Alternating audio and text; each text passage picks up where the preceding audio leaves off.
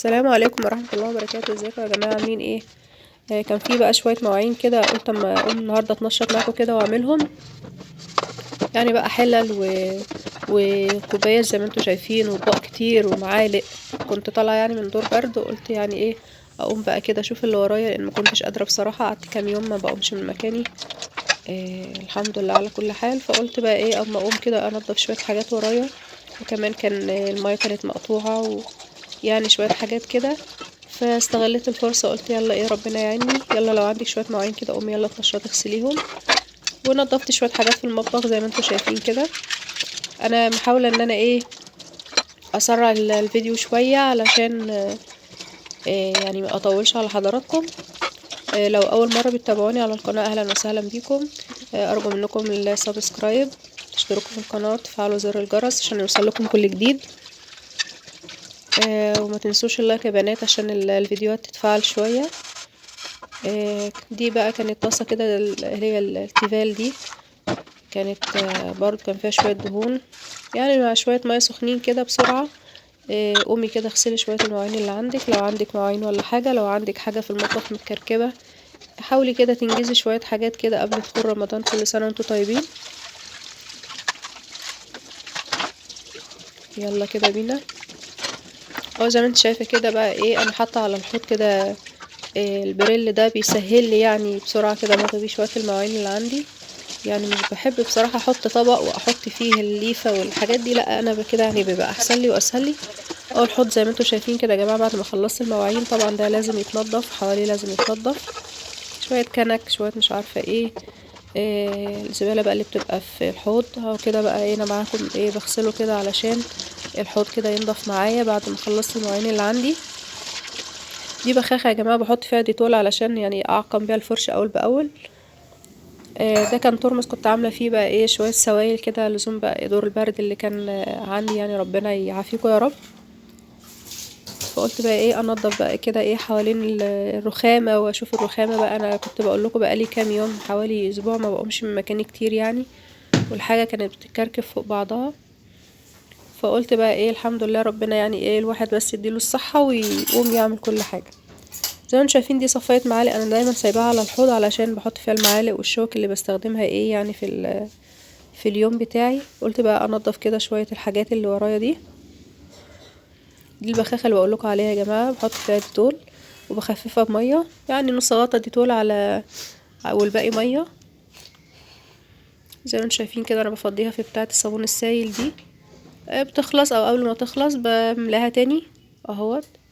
ده بقى هنا انا بوريكم ان انا يعني بحط بريل علشان اغسل البوتاجاز. البوتاجاز بتاعي كان متدمر، قعدت فترة ما بغسلوش عشان يعني الدور اللي كان عندي. والله هو لسه مأثر معايا يعني لحد دلوقتي، بس يعني الحمد لله احسن من الاول. هنا انا بوريكم الحوض كان عامل ازاي وبقى ازاي. يلا بقى ايه نشوف كده البوتاجاز. زي ما انتم شايفين كده البوتاجاز عامل ازاي يا جماعة، عليه شعرية وعليه زيت وعليه طبيخ بقى من بواقي الاكل والكلام ده كله. واضح ما بنقلب ما بنغرف. زي ما انت شايفه كده انا بوريك حالة البوتاجاز عاملة ازاي. انا بقى بشيل بتاع الكنك اللي هو بتاع القهوة ده. هنشيل بقى مع بعض كده زي ما انتم شايفين حاجة بتاعة البوتاجاز دي بسرعة كده.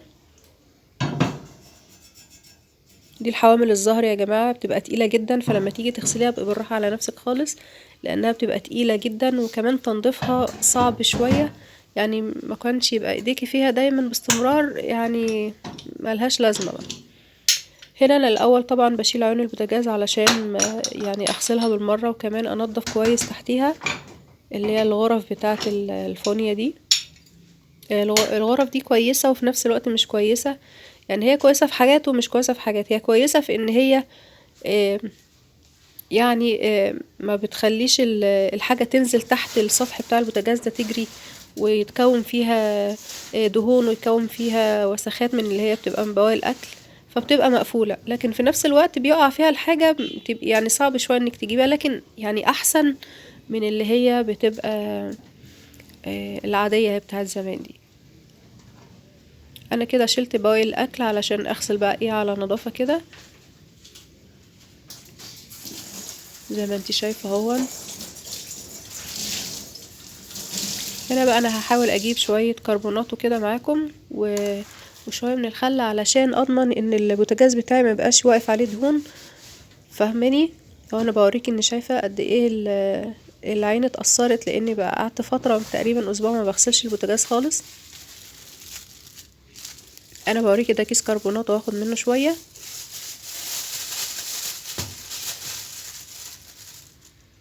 يعني شوية صغيرين كده همشيهم على البوتاجاز وهمشيهم على الحتت اللي هي السودا دي علشان تفور لي البقع بتاعتي دي وتفور لي الدهون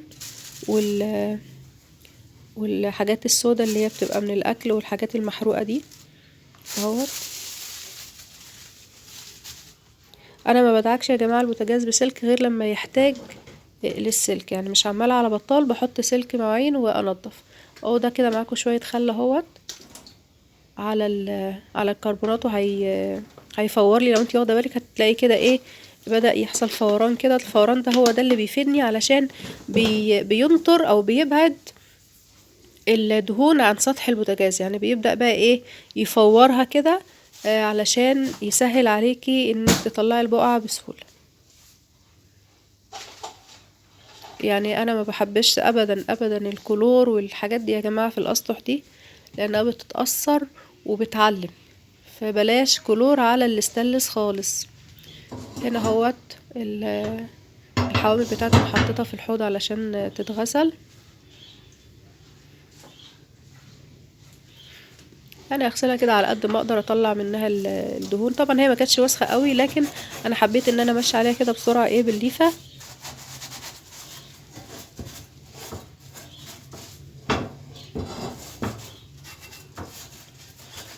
يعني واحده واحده كده بسرعه على السريع، يعني مش هدوس فيها جامد.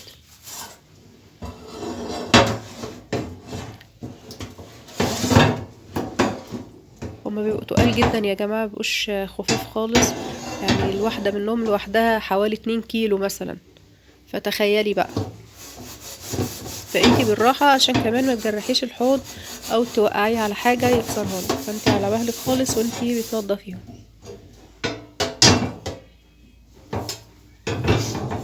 متعبين كمان، يعني الحوض عندي كبير تقريبا 90 في 60 حاجه زي كده. انا عندي البوتاجاز قد الحوض وبرضو بحس ان الحوامل فيها كبيره، يعني بسم الله ما شاء الله كبار وتقال كمان.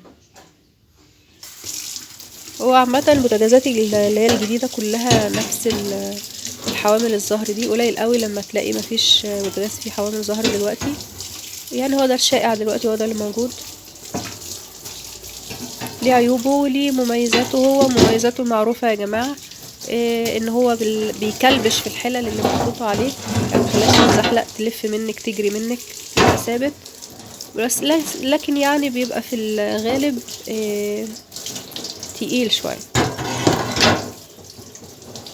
هو صعب بس في التنظيف، لكن انت دايما يعني خلي ايديكي فيه علشان ما تحتاجيش ليوم زي كده، طبعا غصب عن واحد. لكن يعني ايه الحمد لله انا بدأت يعني ان انا الحقه برضو، بس مفيهوش مدة طويلة.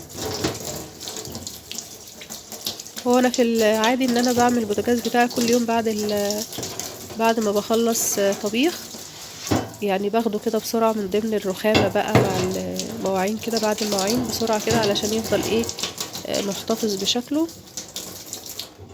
بس كده انا خلصت الحوامل اهوت. هسيبها بقى تتصفى براحتها خالص في الحوض على ما اكون خلصت البوتاجاز. هرجع اوريكم بقى البوتاجاز يا جماعه بعد ما ايه الخل مع الكربونات وكده ايه دوب البقع. انا بوريكم هنا انه بقى بيطلع بسهوله.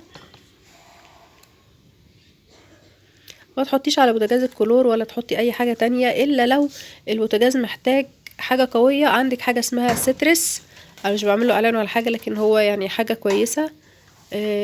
ده ترشي منه رشتين وتسيبيه حوالي 5 دقايق، وبعد كده تدعكيه كويس بليفه. بلاش سلكه. انا هنا بوريكم السلكه لان هنا كنت محتاجه ان انا امشي السلكه بالراحه على خفيف خالص، علشان البقعه كانت ماسكه قوي، والسلكه هنا هتساعدني مع الكربونات ومع الخل ان هي تطلع لي البقعه بالراحه. يعني انا حتى مش بدعك زي ما انت شايفه، يعني انا يا دوب بس بمشيها بالراحه خالص، وكملت اهو عادي بالسفنجه بتاعتي انا عايزه اقول لكم ان الخل بينضف جدا سطح البوتاجاز يا جماعه.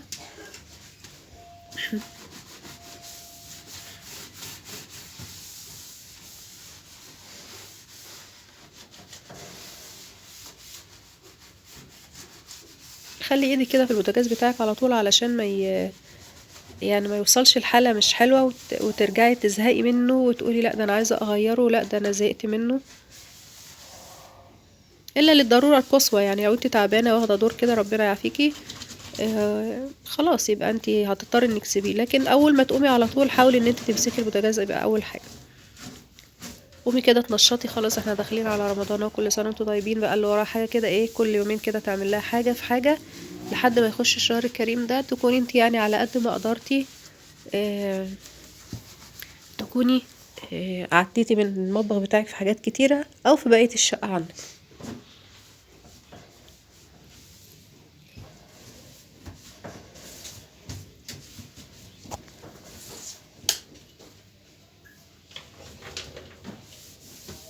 كده انا هنا بفوطة مبلولة ببدأ بقى ايه اشيل يعني الصابون بقى مع بقية الوسخات اللي بتبقى موجودة على البوتاجاز. طب انت لو وقع منك مية في الغرفة اللي جوه دي هتعملي ايه؟ هتجيبي منديل او هتجيبي سفنجة وتدخليها جوه الغرفة دي وتسيبيها دقيقة واحدة علشان تشفطلك السوائل اللي وقعت جواها، مش اكتر من كده.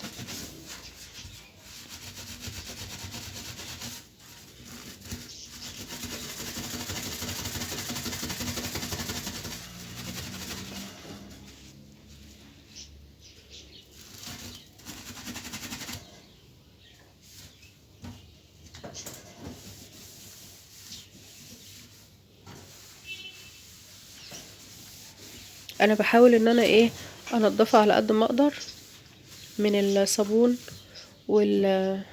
والخل بقى والكربونات والكلام ده كله.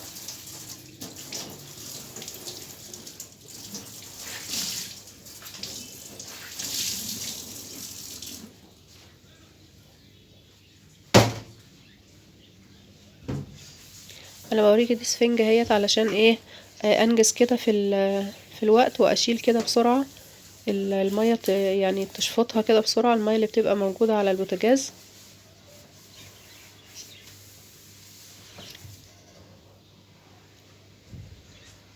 انا زي ما بوريك اهون ان انا الغرفة كان فيها شوية مية، اللي هي الغرفة بتاعت الفونيا دي، فانا بحاول ان انا اشفطها عشان ما يبقاش في اي مية خالص. انا بوريك اهوت ان ما بقاش فيها اي مية خالص اهو.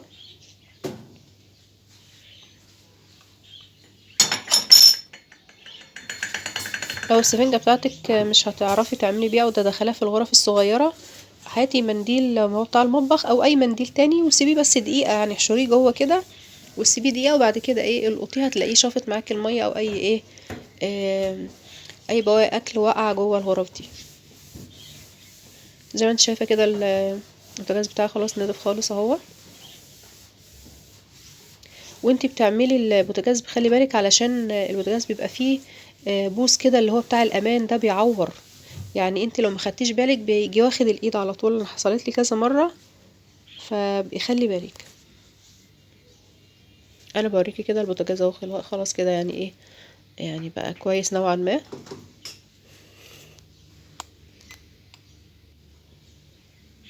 هنا بقى انا جبت البتاع اللي هي بيسلكوا بيها الفونيا دي. طبعا تبقي واخده بالك ان انت مش حاطه الفيشه في الاشعال او في الكهرباء عشان ما تتكهربيش.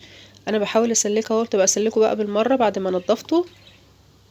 انا بوريك ازاي بسلكه اهوت، وهسلك برضو العينين التانيين. ابقي بالراحه خالص علشان ما تعمليش مشكله، او بالراحه خالص اهو. انا بوريكي لو في وساخه اهوت في الابره.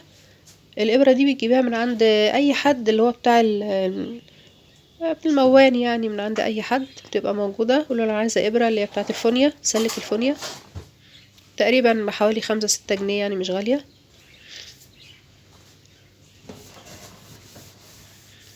خلاص كده هو معايا البوتاجاز بتاعي. هو اهم حاجه البوتاجاز يا جماعه في المطبخ، لو نضيف كله هيبقى نضيف. وايدك دايما في بوتاجازك كده علشان يفتح نفسك انك تقفي وتكملي. يعني مع شوية تغييرات بسيطة كده، يعني عشان تقدري تحسي انك تكملي. يعني الواحدة بتيجي عليها وقت بتبقى زهقانة من كل حاجة ومش قادرة انها تكمل اصلا اي حاجة في الحياة. فاحنا لازم كده ايه، كل مادة نعمل حاجة كده يعني نغير كده من المطبخ من البيت. يعني ان شاء الله لو حتى هتشيلي برواز مكان برواز هتحسي ان انت يعني ايه حالتك النفسية يعني نوعا ما استقرت شوية او بقت احسن شوية عشان تقدري ان انت تكملي. هنا انا بفرد البتاع، يعني بفرد لكم كده الشاشة عشان اوريكم ان انا دلوقتي بدأت احط بقى الايه بعد ما غسلتهم العيون بتاعة البوتاجاز بركبها في اماكنها بعد ما نطفت. هتغسليهم برضو بشوية صابون وشوية بريل مثلا وشوية مية وخلاص، يعني مش اكتر من كده. الا بقى لو هما فيهم دهون جامدة تنقعيهم في خل بيكربوناته يوم كامل، يعني تحطيهم بالليل قبل ما تنامي وتاني يوم الصبح تغسليهم غسلة بالسلكة كده بالراحة، هتلاقيهم بقوا زي الفل معاكي. دي عن تجربة يعني. خلاص كده يا جماعة اهوت. دي بقى الايه العين الكبيرة، دي اهم عين عندي لانها بتنجزني بصراحة، ما بستغناش عنها. وانا ما بحبش احط ألمونيا يا جماعة على البوتاجاز بصراحة، بخطر وبخاف يعني، وبعدين بيبقى شكله وحش. انتي افردي بوتاجازك وخلي كل حاجة فيه باينة، لكن انتي بايدك فيه يعني.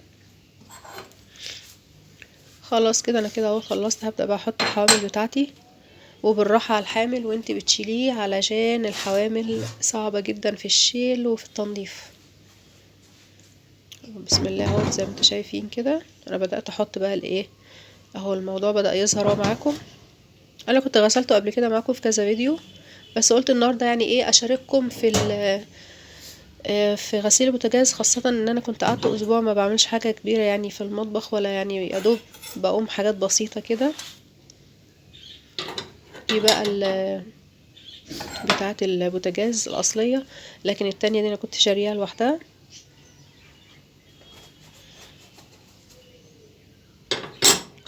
دي بتاعة القهوة، وساعات يعني بحطها لما أكون مثلا خايفة على الرز يشيط مني أو حاجة فببعده عنها. دلوقتي أنا بوريكم اهوت إن البوتاجاز كده ايه خلاص خلص.